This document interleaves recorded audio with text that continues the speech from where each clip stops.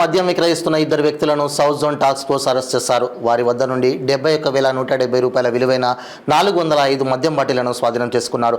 Commissioner task force south zone team Chatrinaka పోలీసులతో పాటు వారి నివాసాలలో అక్రమంగా IMF మద్యాన్ని విక్రయిస్తూ ఎటువంటి చెల్లుబాటు అయ్యే లైసెన్స్ లేకుండా సులభంగా డబ్బు సంపాదిస్తున్న ప్రభాకర్ రెడ్డి, చంద్రమోహన్ అనే ఇద్దరు వ్యక్తులను అరెస్ట్ చేశారు.